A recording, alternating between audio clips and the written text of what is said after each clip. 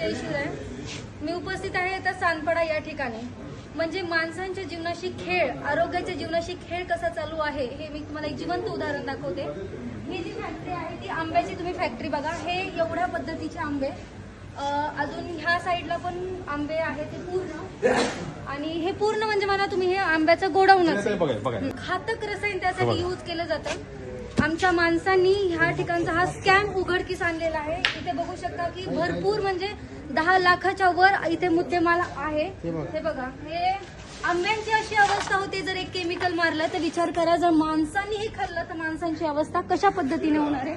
आणि मी तुम्हाला दाखवते की केमिकल कोणतं यूज केलं जातं या ठिकाणी. हे बघून घ्या, हे केमिकल आहे. हे जे केमिकल आहे हे डायल्यूट करून, हे केमिकल डायल्यूट करून ह्या पद्धतीने ह्याच्यामध्ये हे करून, हे डायल्यूट करून, हे डायल्यूट करून असं आंब्यावरती फवारणी केली जाते.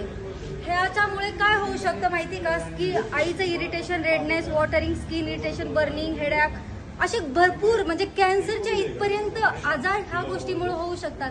म्हणजे मला सांगा, हे स्प्रे आंब्यावरती स्प्रेड केल्यानंतर तुम्ही बघता आंब्याची अवस्था कशी झाली, तर विचार करा हे माणसांनी खाल्ल्यानंतर माणसांची अवस्था कशा पद्धतीची होणार आहे. म्हणजे हा सरासर आपल्या जीवाशी चाललेला हा जिवंत खेळ चालू आहे या ठिकाणी. आणि ह्या ठिकाणी आम्ही सगळ्यांच्या उपस्थितीमध्ये हा फ्रॉड ओपन केलेला आहे. जे माणसांच्या जीवनाशी खेळण्याचा, त्यांना खाण्यातून विष देण्याचा जो प्रकार इथं उघडकीस आणलेला आहे, तो प्रकार कुठे झालाय तर बघून घ्या. द बिल्वर असोसिएशन भवन अँड गुरु मंदिर.